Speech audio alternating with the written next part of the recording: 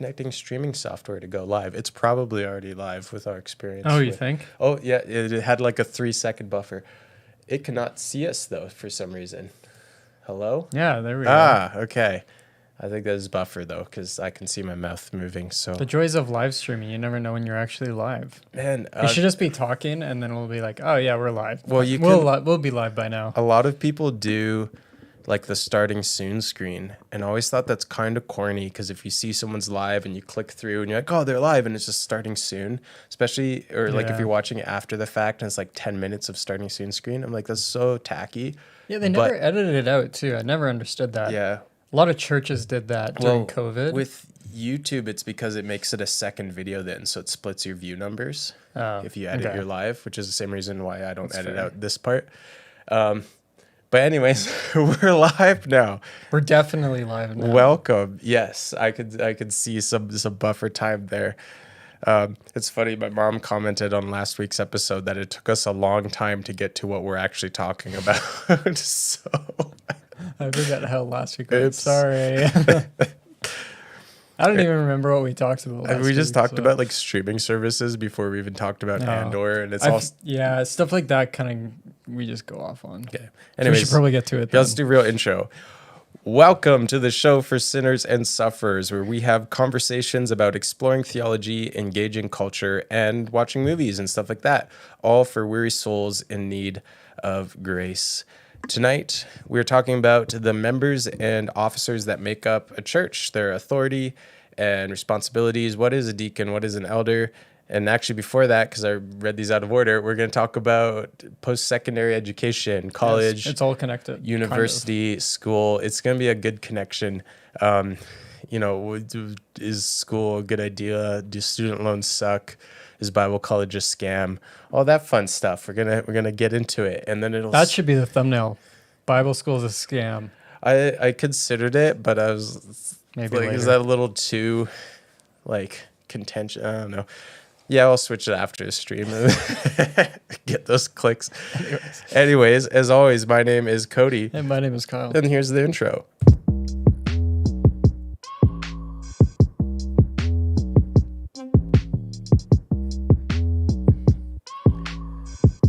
I almost said my name is Kyle that time for some reason. Because you want to. I just looked down at the notes and the first line I saw was my name is Kyle. So I was like, that's it. That's what I say right now. I was glad for the little break on the intro because I was able to stretch my back because I'm now officially at the age where I have back problems apparently. Oh man, so I started a new job. I guess nobody on none of our listeners would really know. I started a new job. I work in trades now. Yay. Whoa. Which masculine. Well, and this is all relevant because I went to Bible College and Seminary to work full-time in trades. But like every day has basically felt like a workout for me. And some of my coworkers are talking about like going to the gym after work. And I was like, there's no why? way. I'm like, why would you do that? Every shift, I feel like I've been doing deadlifts, like my lower back. And I was trying to find stretches for your lower back, and they're all like, lay in this way, do this.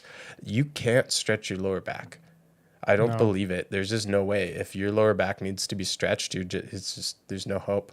Well, and people also talk about like to deal with these back issues or whatever, that go get a massage or whatever. But like, I do not want to get I've never gotten a massage. I do not want to get one because I don't want anyone touching me. like I just don't enjoy. I don't think I wouldn't say I wouldn't enjoy it, but like I also feel like I'm at the point now where if I went for my first massage ever, that I would just be in pain for half an hour. That's fair. So maybe I'll just avoid it for the rest of my life. life. It's kind of like chiropractors. Like I just can never go to one now. Yeah. They'd be like, oh yes, your entire spine is out of alignment, and then they'll go yeah, and then you think you might be dead for a second. But anyways, you don't work in construction. I work in whatever right now. various things, including coffee. Trying to make some money. Including Vine Coffee Co., where you can use discount code Sinners Drink Coffee to get 15% off your order of coffee beans. Mm-hmm. What? Did I go to school for that? That's what you're really getting to coffee at, school? It? Yeah. No, I did not. You didn't go to school to coffee school? Is there such a thing? I'm sure there is by now. Because I know with like there's like brewmasters for beer and stuff. You have to have education. I don't think there's anything like that yet, but I'm sure there's someone who has made at least a course, a college course or something. And there's kind of like there's schools that you could go to for like barista school or roaster school, whatever, that aren't real schools. So they aren't real schools. No, they're just like, they're people who have like years in the industry or whatever, and then you can go learn from them. It's kind of like some Bible college. A lot of Bible colleges, actually. Yeah. But anyways, yeah, I was just thinking about this recently that, I mean, neither of us are doing what we went to school for. We both went to school for Bible ministry, basically. My degree at the end of it was called a Bachelor of Science in Religion, Biblical and Theological Studies. Oh, Pretty wow. fancy. I have a Bachelor of Arts in Pastoral Leadership, and I feel like, because when people are like, yes, signed my email, Cody Taylor MBA. I'm like, should I put Cody Taylor BAPL, BAPL? Yeah. I wish you had the actual, like, you actually did that. Yeah, should I do it? I think so. Okay. That would be funny. And yeah, I did most of an MDiv in a program where they give you all the credits at the end, and I didn't finish it. That's a scam. So after like 2.5 years of an program, MDiv, but that's a I have scam. 0 credits, and I'd like to finish my MDiv, but that's going to mean Master of Divinity, by the way. That's going to mean starting from scratch and sitting through like Theology 1. Yeah. And I've done half of my MDiv so far. But you actually have credits, which is nice. Yes, I do. And I'm technically still enrolled, but I haven't done it for maybe a year and a half, 2 years now, because of money. That school is really, we could just name drop it, Midwestern yeah. Baptist Seminary. Technically still a student. I'm technically enrolled as well, even though I've never taken a class, because after like going through the whole enrollment thing, I was like, hey, can I get BC student loans? And BC student loans is like, your school has to fill out this form. And I was like, hey, school, fill out this form. And they're like, we're confused, so no. Yeah.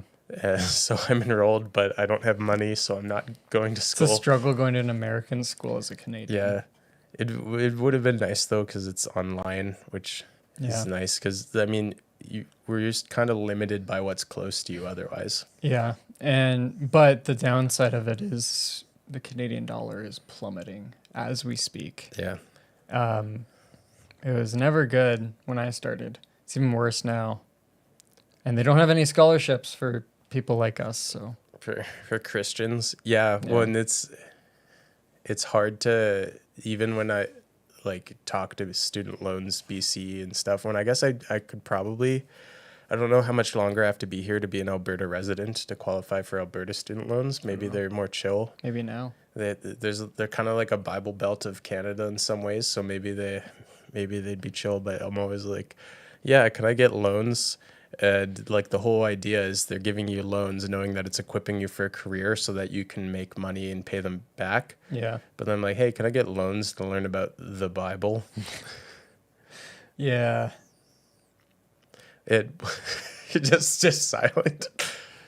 Well, even honestly, like it was like an insurance. I was in a car accident, and insurance basically paid off my undergrad student loans. So I'd still be paying those off in addition to now my graduate student loans, which I didn't even get a degree for.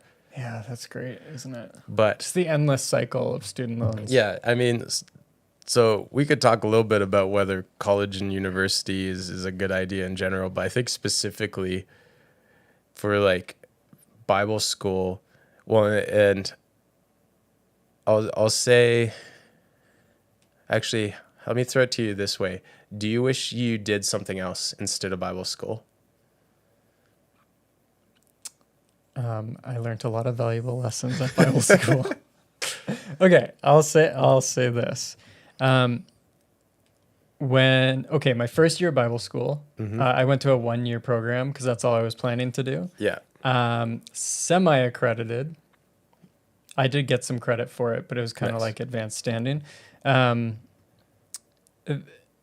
That year I learned a lot because I was just at a high school, and it was just like, what's that phrase? Like drinking out of a fire hose or whatever. Oh yeah. Fire hydrant.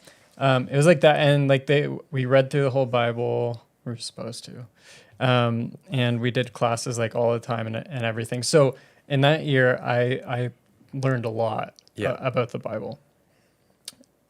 Being completely 100% honest, after I went on, I think I did 3 more years of school to get my full degree, maybe 3.5. I felt like I learned more outside of the classroom than I did inside the classroom. And that's partially because I was a nerd and I was reading books and watching sermons and things like that. But also just from like regular church as well.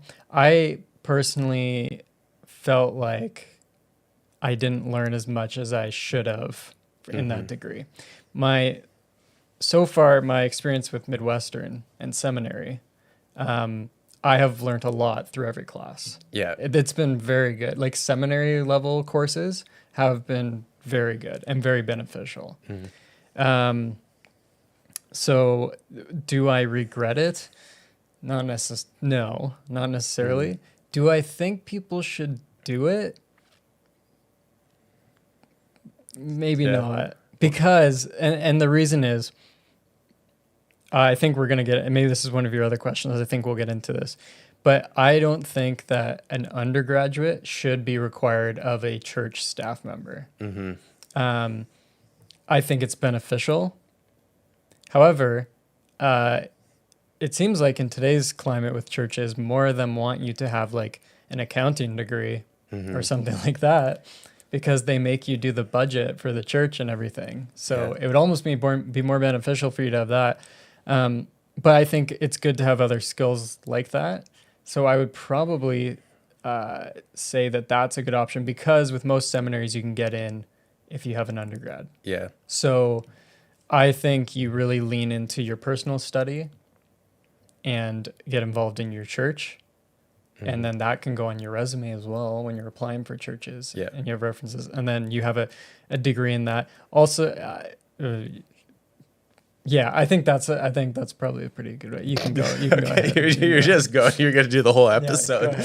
But yeah, I think I have a pretty similar experience. I went to Bible college right out of high school because I figured if I didn't go right away, I wouldn't.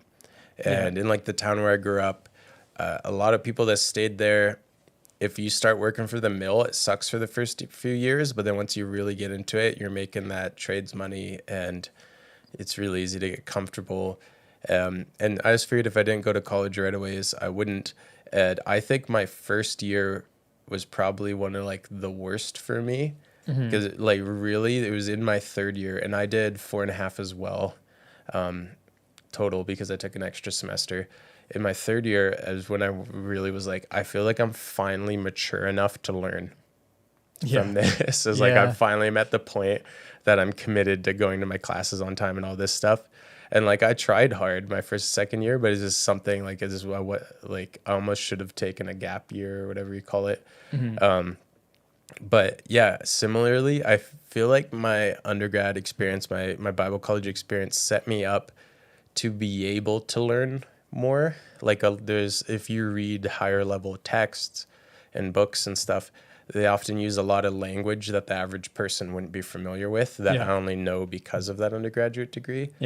But then at the same time, when I started doing my Master of Divinity, and maybe this is just because of the specific program, a lot of the books were the same.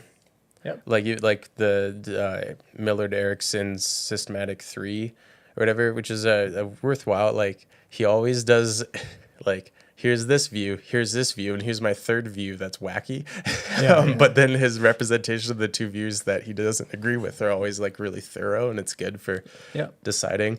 But yeah, same textbook. So I've read that book like 2 or 3 times through now between my undergrad and my master's degree. And you do like 5 homiletics courses, preaching courses. And every time I meet actually the church I'm at right now hasn't, but every time I go to a new church, and especially because like it comes up, like I kind of hate saying it, but it comes up and I'm like, yeah, I used to be a pastor church planner.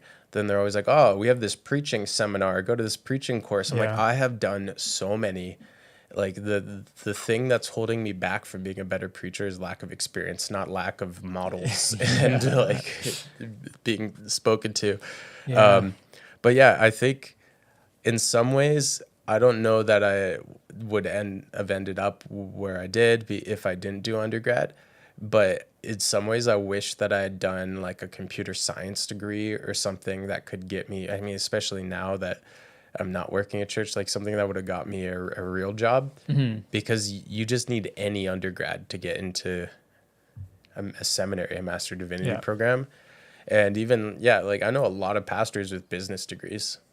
It's almost like you said, more favored in some ways. Yeah. Well, I wouldn't say that's that's not what churches are looking for. But what I mean by that is like especially if you become the lead pastor, they're like, so we have $800,000 to allot for next year's budget.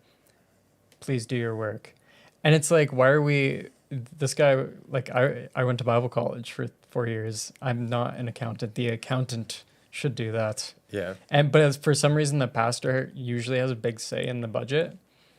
But that's what I'm saying with like, maybe it's more relevant in that. Yeah. But also I think maybe you would agree with me or disagree with me, but I think that the basics of the faith should be being taught in the church regularly. So things like Bible survey, where you kind of go get overview of the whole Bible, even like theology, like a theology of salvation or of the church, which we're going to get into, that kind of thing, should be being taught in the church so that you're aware of those things. Yeah. And then what's more important as a pastor is your character. So you're building your character and stuff. And that's where I think seminary is very useful and helpful for the church. But I think often the Bible college one is like so basic. Yeah. Most of the time. So basic that it's just... You kind of touched on my last two questions, and I'll say, well, one of the reasons that we were motivated to start doing this is because we saw, especially in our generation, a lack of understanding of really basic Christian beliefs. Like just for some reason, it just never came up in church. So people don't know things. And like, we've talked a lot about substitutionary atonement and how that works out and why we believe it's biblical. And that's like a big hot button thing that a lot of people are like, oh, that's terrible. And people are like, I'm going to deconstruct because of substitutionary atonement. But it's like, you don't even understand it. Like, you don't even know what you're talking about, but that's so basic. It should be being taught all the time. But so my two kind of remaining questions were going to be, is Bible college, as in not seminary, not for master's degree, but for like a Bachelor of Arts in Bible, is it valuable with like considering not just pastors, but like average people, like people who like lay people who don't intend to be a pastor? Like, is Bible college valuable? Yes. I mean, of course it's valuable. Because you're going to learn a lot and you're going to meet a lot of people. I think one of the big things is you'll meet a lot of people throughout your years that will become really good friends. And most of you're probably going into some sort of ministry, so then you get that kind of help as well. But again, like and this is just my experience, Bible colleges can come at me if they want. But my first year of Bible college, I feel like I learned a ton. Yeah. And the rest of it was just, after I did those basic courses like Bible survey and theology, and if we did a few on like books like Romans and that kind of thing, very beneficial. But after that, it was like art class and like church history and art. And I was like, what? Why? It's so funny that you say your first year is the best, because you've heard of like the first year Bible college effect, right? Yeah. Where first year students go home for summer after the first year Bible college and they're like, Pastor, everything you say is wrong. I know better than you. And I mean, I definitely was guilty of that to some extent. Well, one thing, so I had never heard of the concepts of Calvinism and Arminianism. It just had never come up before I went to Bible college. So I came back, did an internship, and I was asking every pastor, I was like, you Calvinist or an Arminian? And I think most of them were like, it doesn't really matter in the day-to-day. Yeah. I was like, what? You can't say that. Yeah. That's what we have to debate. Yeah. Haven't you been to Bible college? And Bible college is where you get all those debates out and you get to have fun with that and stuff. And I think they're I think Bible college can be really useful for the average person. I think 1 year programs are kind of ideal, and it's because sort of the way our culture is structured, like you're making a decision for the rest of your life, kind of in a way, and then your late teens, early 20s. So if you spend 4 years learning something that's not going to get you a job, just to spend another 4 years learning something that is going to get you a job, you're just going to have so much debt, and you're going to be a lot older by the time you're actually entering the workforce. Yeah. I think that is my issue actually with the current state of things is like, I thought that if I wanted to be a pastor, I needed to have an undergraduate, Yeah. probably a seminary degree. And no one told me that I could go to seminary without having a Bible degree. I had no idea. I had no clue. In my seminary program, I was the only one who had an undergraduate. I got extra credit in my seminary degree. I didn't have to take certain courses because I had a Bible undergraduate, and I had no clue that they were doing that. I was like, sweet. But I think that's an issue is that like when someone decides like I want to pursue pastoral leadership, I think that a year of Bible school would be so useful for them to kind of get away from their context that they've been living in and go learn all that kind of stuff. But if the rest of their development can happen in an environment where it's like the church is and the pastor is leading them in that, and then they're also in a college program perhaps, or just working full time, doing whatever, they're also interacting with people every single day who don't agree with their viewpoint. Yeah. And with a Bible college degree, you're constantly in like tunnel vision, and everyone is basically thinking the same thing. Yeah. And then I know people who after high school went to Bible college and then did seminary, like 7 years of Bible school, like, and no break in between. And I personally think that can be an issue if you're not very intentional with what you're doing in your day-to-day life. That was one of the things that I threw to you as a possible like opening topic today was Christianese. And the reason why is because I heard about it through another podcast, but John MacArthur wrote a letter to some politician or something. And basically he's just like ripping on him for like being a sinner. But then at the end, he's like, God has made a way of salvation to those who repent, come and be redeemed. And it's like, you're like, yeah, it's the gospel. Yeah. But to someone who without biblical, like Christian church context, that doesn't mean anything. Yeah. Right. And I think that's, a danger of being so absorbed in like these like Bible college seminary cultures. But I think, so I have one more question, which will transition us into our main topic for the day. But I think one of the best things about Bible college is, especially if you live on campus, though depending on your school can be possible as a commuter as well, is just the community. I think is the closest that most Christians will experience to how like a church community should be in North America. There's a lot of, you almost like mourn it. I think of the amazing Christian community I had at college, and even like right out of college, I did a full summer at a Bible camp, and that was similar. Like it's easier in a way to be a Christian when you're surrounded by Christians, and that's really what being part of a church should be like, where you're so connected and surrounded by Christians that you really live in your faith in that way. Like you don't you talk about the Bible college high or the Bible camp high, but that's not necessarily a bad thing. It's just that we've somehow missed that in the church, and I think that's some of the best church-like community we'll get. Yeah. Final question, which is going to transition us, is do you think that pastors should have master's degrees? No. I think it's a good idea. Yeah. Okay. I'll say no. I don't think it's a requirement, but I think if the pastor is able to do it, they should have the desire to do it and go ahead and do it. Yeah. Because I do still agree with the idea that,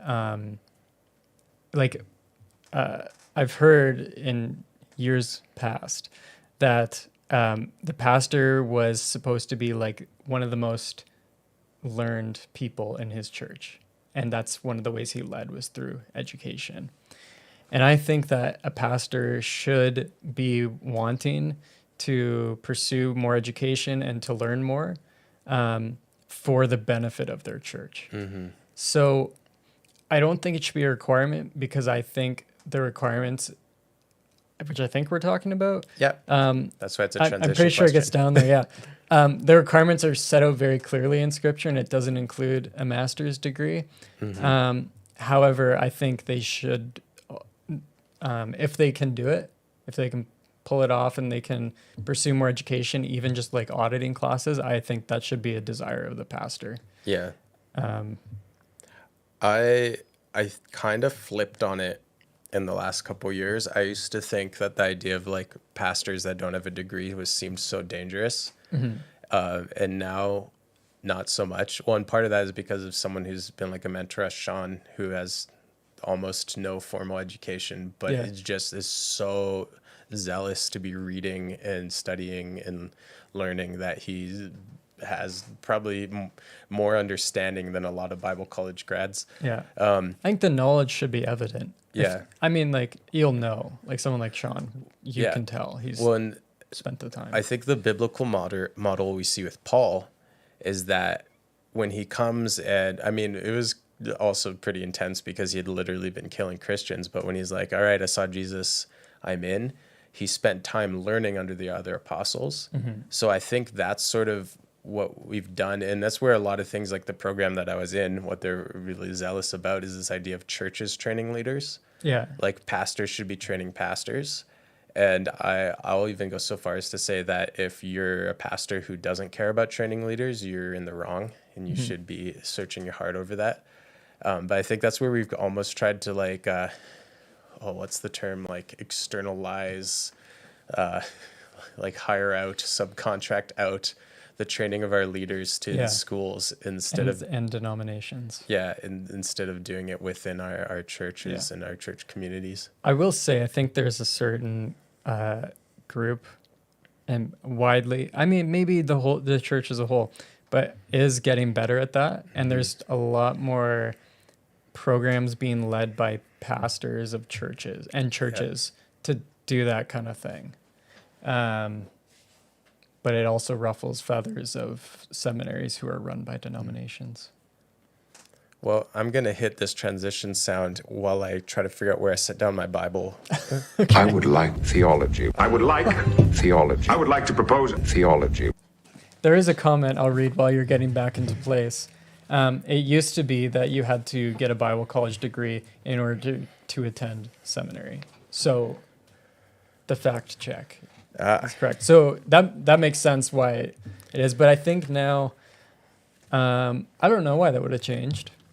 It's interesting. But and it makes me wonder if either the undergrad was less in depth or if master like MDivs are more in depth back then. Because with a lot of things that with other jobs that you need a master's degree in, it's your master's degree is building upon, like it's more specific than your undergrad. Maybe it's because there is a lot of guys who, have been engineers or construction workers or whatever for years. Yeah. And then later in life, they wanted to devote more time to the church, so they went on to seminary. I don't know. Anyways, so we're continuing in using the 1689 Confession in chapter 26 on the church, and we're only going to read in entirety paragraph 8, so we're kind of skipped 7 if you're someone who's been tracking along with us. Oh man, everyone left when I stood up. That's sad. Come back. You ran away. Yeah. Oh, there they are. It was just a glitch. But we're only going to read paragraph 8 because it's sort of the central one for this idea of members and officers in the church. And we'll see. I'll just read it. It says, "A particular church gathered and completely organized according to the mind of Christ consists of officers and members, and the officers appointed by Christ to be chosen and set apart by the church, so called and gathered, for the peculiar administration of ordinances and execution of power or duty which he entrusts them with or calls them calls them to be continued to the end of the world, are bishops or elders and deacons. The word peculiar feels so out of place to me. Yeah, I for feel the like it should be peculiar particular, but I administration. checked and it is. It's peculiar. But anyways, this is what it's really getting at, is it's saying a true church consists of both members and officers, and officers referring to elders and deacons, basically. The two offices of the church. Yes, the offices. Officers. And it's funny because there are churches, like I think it was a Mars Hill thing, where they never formally had members. Like the only members were their elders. I think that was legally. Yeah. Sometimes they do that legally, so the member, it gets mixed around because legally you have to have members Yeah. for voting, and then biblically you have members. Well, and I think that's same with like church boards. Well, we'll get into it. So lots of tangents today. It's all on topic at least. But yeah. So you, as a member of the church, being a member, this isn't referring to like a formal membership process, though I am going to ask you about how we feel about that. Okay. But basically, a member is someone who's covenanted to be part of a specific gathering. It's kind of like a marriage covenant. I mean, like not to the same level, but it's you saying like, yes, I'm committing. This is my church now. I am a member of this, as opposed to just someone who wanders in off the street. They're not a member of the church, even though they are a part of the gathering. And in the paragraph we kind of skipped, paragraph 7, it talks about the authority of the member for worship and discipline. And I think the interesting one here is discipline. In Matthew 18, Jesus describes the authority of the gathered church to bind or loose. 1 Corinthians 5 and 2 Corinthians 2, Paul instructs that the gathered church makes the final decision to remove someone from the community, from fellowship, for the purpose of discipline. And I feel like that's very different from what we see today in most churches. Well, and I'll say, like, for one, it seems like we kind of are afraid of church discipline. I was going to ask you, have you ever seen church discipline happen? Only in, like, John MacArthur's church. Yeah. No, nowhere that you've been a part of, though? No, not in the, like, if it did happen, I was not aware of it. I've seen it once. I think once, maybe twice, at the church I grew up in. Yeah. And it was interesting because up to that point we had not done it, but we were in kind of like a period where we were, what's the term? Like we were basically figuring out, okay, what do we believe as a church and how are we going to act as a church moving forward, that kind of thing. And there was a member of the church who was very publicly not acting in a way that was of a believer. So we did the Matthew 18 thing where it says, first you go alone and you confront them. Then you go with 2 or 3 others. Does it say elders? I can't remember. It says 2 or 3 others. It just says others. Yeah. And confront them there. If they still don't repent, you bring it before the church, and then the church decides. And so there was a public statement in the church saying, this is the situation, we wanted to make everyone aware. And see, that's the only time though I've seen it happen. From just like preparing for this episode, reading the confession and then reading the passages that they reference, I feel like when you do see it, it's the elders come before the church and they say, just FYI, this person is excommunicated. Yeah. But really, the church should be making the final decision. Like, it's the assembly that has the authority, which is awkward because, like, what do you do? Like, is it like, all right, show of hands, who votes we could come out? like, which might be like why, because All in favor? we just don't have good records of how the early church did it, and it's hard to conceptualize in our culture how to do it. But I feel like I think most people have taken it though as like the 2 or 3 other is like the confirmation that they're not repenting, and then you before the church. Yeah. I think that's maybe the interpretation there.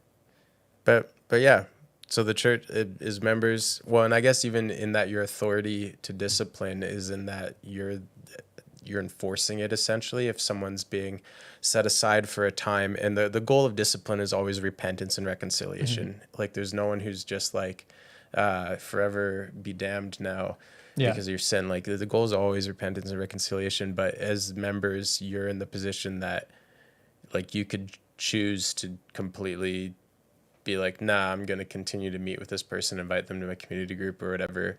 Or you can Take the Lord's Supper. Yeah, you can choose to respect that and be like, no, this person's spending a time outside of our fellowship. And it says you treat them as an unbeliever as well, which doesn't mean that you just like hate them and give them a cold shoulder. Doesn't mean you don't talk to them. And actually, what I've always taught and thought it's talking about is saying like, now when you interact with that person, it's like they're an unbeliever, so you're like preaching the gospel to them, and you're like, you know, trying to be a Christian example to them. That's the goal. Like in the situation that I talked about, he actually ended up coming back to the church eventually, and there was a process of reconciliation that they put him on. And so that is what it's for. I think a lot of people view it as this very harsh thing where it's like, they're under discipline now. Their name is Bill. Yeah. It's Bill. And you like, it's this announcement saying, shame that man. But it's like, if the goal of it is for reconciliation, it's also for the church to say, like, we are publicly saying, because he is a member of our church and we no longer affirm him as being a Christian. We no longer affirm saying that guy's a Christian. Which would mean like you're not letting them teach your Bible study, and you mentioned like you're not serving them communion because unbelievers aren't meant to take the Lord's Supper, and you know, just I guess and they wouldn't have authority in, you know, things such as calling and affirming deacons and elders, which is another big role of members that we see in Scripture. Acts 14:24, elders are chosen by elders, but then affirmed by the assembly. So the existing elders, which was the apostles initially, say, hey, these are the people we've identified from among you, and then the church goes, yes, because then they have the opportunity to be like, actually, you don't realize that person's a huge jerk and like super dishonest or something. And it's funny because I almost wanted to do like a breakdown of the different church polities and was it Presbyterian, something with an E. I had it in the notes. I deleted Anglicans? it. No, there's like a couple where it's basically like, do the elders have all the authority? Does the denomination have all the authority, or does the congregation? And Baptists typically, which this is a Baptist confession of faith, lean towards the congregation. And I mean, maybe we'll get into it when we're talking about elders. I feel like that's at the expense of like neglecting the benefits of denominational authority and elder authority. But yeah, the like if you're a member, an active member in a church, and suddenly your church is like, hey, here's our new pastor. It's kind of like, wait, what? Yeah.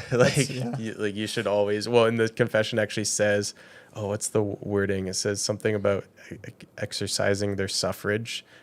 Yeah, common suffrage. Like it basically, like it's saying specifically there should be a vote. Like in that case, like maybe not with the discipline, but with that case, so like this is a new elder. Yes, then everyone's like yes or no. Yeah. But yeah, so with these roles, and this is when so you talked about for legal reasons, churches need to have members. Sometimes the members aren't actually the biblical members, they're just like the elders, whatever. Yeah. But churches also need boards. And one thing that I've found, so in our past denomination, the board was made up of deacons. In the church you were a part of. Oh, and yours was it not? No. That's better. Because it was in the denominational documents, because I brought it up with the regional director, your board is typically deacons. And they did that to try and get around questions of who's qualified. Because basically, which we'll get to in the qualifications of deacon, they're a little bit broader. But I think we've kind of lost sight of what a deacon is, because in that denomination, they're basically treated like elders.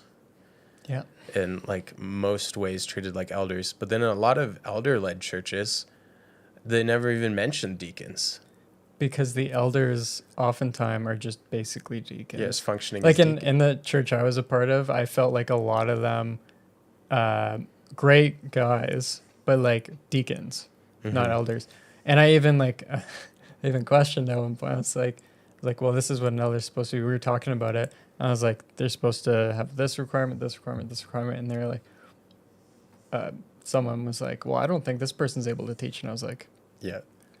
so, but that's, yeah, we mix, it's muddied. So right? so what is a deacon? A deacon, I think, is a very simple definition. It's a servant in the church. Yeah. And is that the passage you're on, or it's in Acts? No, I'm on the Timothy passage. I think it's Acts, like 6 or 7.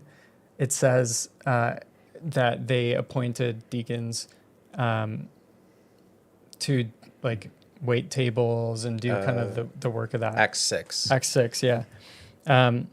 They were doing that so that the apostles at the time could devote themselves to the ministry of the word. Yeah. So the earliest form of deacon was serving food, essentially. And then the word means servant. Yeah, it literally means servant.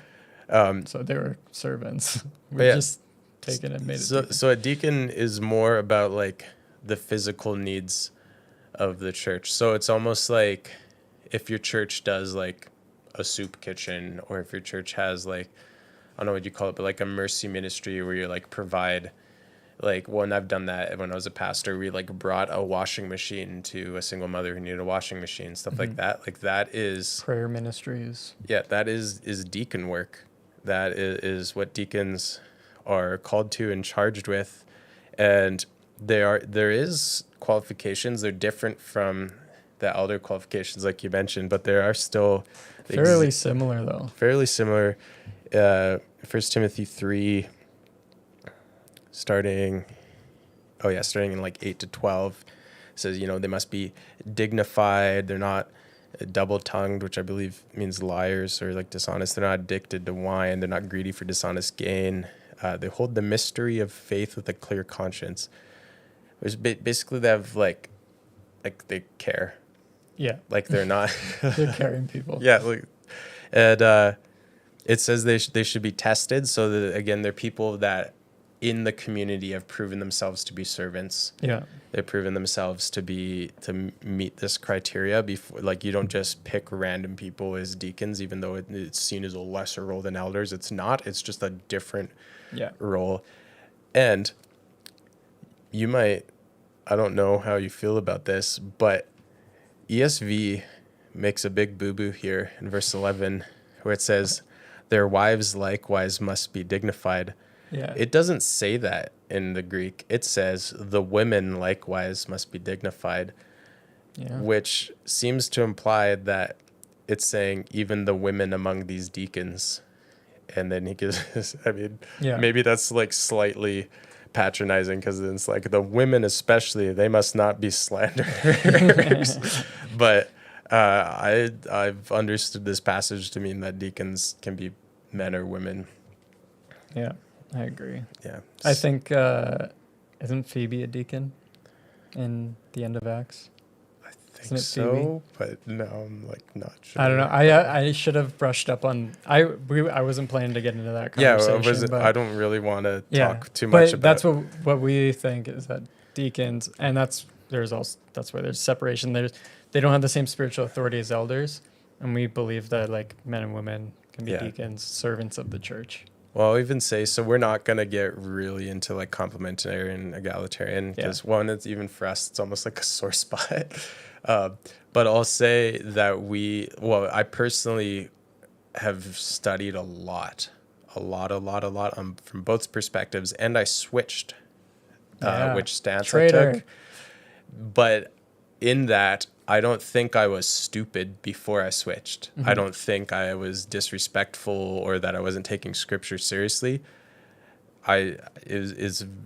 It was a prolonged study that caused me to change my mind in like more broader concepts. So even if we disagree with you, we don't think you're unbiblical and dumb for disagreeing with us.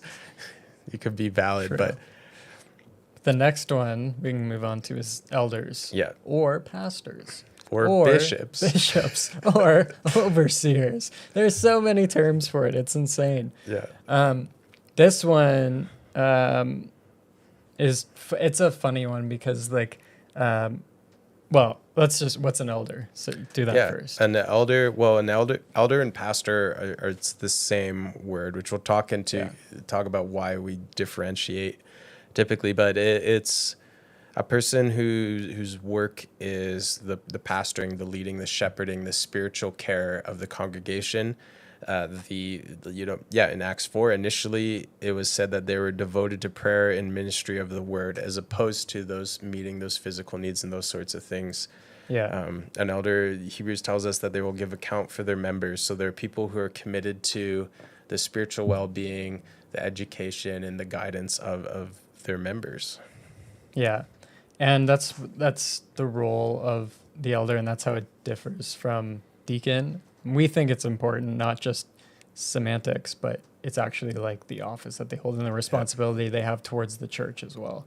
Because I think that the elders have a big responsibility, and they're responsible for the people of the church before God, where deacons are servants. Yeah. Responsible in their own way, but like they're servants of the Jesus church still more. says like, what's the passage where he talks about like every time you've fed the least of these, you fed me, and that sort of thing. Like, so deacons' work is still significant, very much so. They just aren't held accountable if the other members don't feed the poor. Yeah. I think this is more in the complementarian topic that this becomes an issue, but when it comes to like elders and pastors and stuff, I see a lot of semantics being played now, where it's like when a church is like, we're complementarian, they're like, well, our elders board is complementarian, but we have a women's pastor and a children's pastor and stuff. And they're like, it's the gift of pastor, and it's just a title, and they're trying to get around it. So, I don't know if I should like expose my own church. Okay, my church does that, but the reasoning I don't get it. Is because pastors have like tax benefits and clergy benefits. Oh, with the government. Oh, if you have the title pastor. Yeah, if you're because I got as a that. pastor. My title is director. So, oh really? Okay, Yeah. yeah. So I don't know. Maybe it's something to do with Mennonite brethren, but yeah, the pastor's explaining. He's like, yes, we are functionally complementarian, but we have like a worship pastor, and I don't remember if it's like administrator or what the other female pastor's role is, but he's like, they're not elders, they have this title for clergy benefits. That's funny. I've never heard that one before. Which really I'm hoping is something that the church actually is open about, not something he just said to me, or else that would be awkward. But I just think I just brought that up because I think elder seems like this old term, so we don't use it very much. And so now what's happened is we've started calling everyone who's on staff pastor a lot of the time. And then people are like, well, what's the difference between this person and this person? They're both pastor. And it's like, well, they do have different roles, and you have to explain it, and it could just be solved very easily. It's funny because the word elder implies older, right? And it's funny because like my having been and hoping to be again, like even if I'm never a pastor, it's funny because we're going to say how this is nonsense. Even if I'm never a pastor again, I do intend to be an elder in a church again. But it is funny, this concept of being like, yes, I'm an elder in this church at 20, whatever I was back then. Like, it sounds like older. It sounds like a weird, like conceited statement to make about yourself, but it's just like a term of respect in a way. Or I mean, overseer, I feel like we see most often in scripture, actually, elder and overseer. But I don't know. Here, I'll throw you the question. What do you think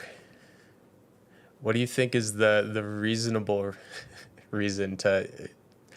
Because you already said where you think like the semantics are goofy, but what do you think is the valid reason for differentiating a pastor from an elder?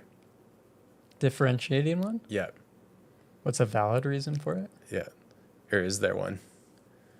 I think there is. So if you don't think, though, I'll explain one. I don't think there is, because in my mind, when the Bible talks about it, it's the same thing.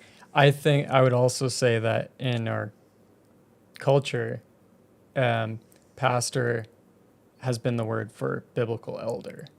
So there, I get that there can be an argument to be like pastor so and so because they have the gift of pastoring and they're doing the role of like pastoring people. But I just think like, I don't know, am I making sense? Yeah. Like the biblical word is elder, but we've made it pastor. So Okay. then why wouldn't you just stick to So it's that? out there. The only real difference between a pastor and an elder is that pastors are paid. Yeah, and that's funny. that's why I I think thought you had like a real reason. no, for nothing that. biblical. I was I like, just what think am I that's missing like here? functionally why it's worth it Yeah, that's because your funny. elder, like your elder's expected to act like an elder, and there is like biblical precedent for, I mean, the confession mentions it. They say members should communicate to them of all their good things according to their abilities, so they may have a comfortable supply without being themselves entangled in secular affairs. So basically it's saying that, and it's citing 2 Timothy, where it says no soldier gets entangled in civilian pursuits since his aim is to please the one who enlisted him. So it's saying like a pastor should be able to be committed to the work of ministry without having to get caught up in like trying to earn a living and Yeah. work their way up the corporate ladder and all those things. They should be able to focus their energy on their ministry. That is true what you say though. Like usually when you have elders, they're people who aren't getting paid by the church. But when you have a pastor, they're the one who's getting paid, which is funny. When I don't know. And I think it's odd because like biblically, were all the elders being paid? Were they all full-time elders, or was only, because there is a concept, you see a concept of a lead elder, like Timothy is clearly a lead elder amongst the elders. Was only that person getting paid? I don't know. But then like I think it's important to have elders that are out in the world because they're some of the most like biblically educated, so it doesn't make sense to like bubble them up Yeah. in the church. Yeah. Yeah, and I think that I think there's just like confusion on the whole matter because of the semantics we play in that. Yeah. And I think if you were just like elder, who are the elders, you would include that paid pastor. Yeah. And you should include that paid pastor. And then like the lay Well- elders who have been elected by the members. Yeah. To, When there's a Yeah. lot of, and maybe it's like, I think and like Mennonites do it too, but Baptists definitely do it, where like only the lead pastor is formally an elder. And then Yeah. all the other pastors, even if it's not playing with semantics, calling them pastors, like even like, so within the Baptist denomination we were part of, I've never been a pastor yeah, me neither. because I didn't have my master's degree. I wasn't because they didn't want to pay me the pastor's No, salary. it was supposedly it was because of my master's degree, which is was completely a lie because they have other now. I believe all of their staff don't have a master's that's funny. degree. Yeah. So it's kind of nonsense. But yeah, and then the only like technically there was only one elder in my church, Yeah. and then the board of deacons. But yeah, I think it's gotten messy, and it's one of the dumbest things with denominational differences, where it's like, why don't we all just like acknowledge what the Bible tells us to do, that there's elders and there's deacons, and that pastors are elders, are the same thing. You're choosing one elder to be able to commit their time to leading the church, so you're supporting them in doing that. Yeah, I think partially it's to do with the fact that like legally with the government as a nonprofit, Yeah. and then you have spiritually as a church, they should conform. But what happens is like legally you need to have a board. Yeah. And so typically what churches will do is they'll say our board of elders is our board. So that's our treasurer, that's our secretary, all that kind of stuff. Yeah. And it just kind of like muddies the water. And I think that's part of the reason for the confusion is because every church wants to set up legally in a specific way.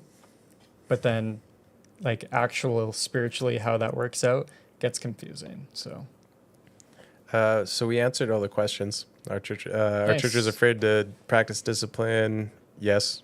Is formal membership in a church important? Legally. I think it is, as far as like you get accountability from the church. I think Yeah. a lot of times it we could do an episode more on that even, but like a lot of times people, and I know some people who have gone to members meetings to like go to the process of the member, and they're like, why would I be a member? And they're like, well, you can vote at the AGM, and they're like, what? So Yeah. I don't want to. And they're like, well, you should be a member. He's like, I give to the church, I submit to the authority of the church, I serve in the church. What would a member do for me? And we just don't have a good, like, solid foundation for what membership is. So Yeah. I think it is, but a lot of churches don't do it in a way where it's like it actually makes sense for people. And it is for another episode, but I think that at church we need to make more steps to differentiate before God and before the government and things. Yeah. Like membership, like have a formal membership that is about real membership at the church, and then have your formal membership where it's like, as you're going through your member process, have like check this box if you want to be able to vote. Yeah. like that. You want to come to a boring meeting twice a year and vote. And I think if Canada continues to go the way it has been, I think churches will have to give up nonprofit status. And then I think we're going to want to differentiate married before God and married before the government, where you don't sign a document at your wedding in the church.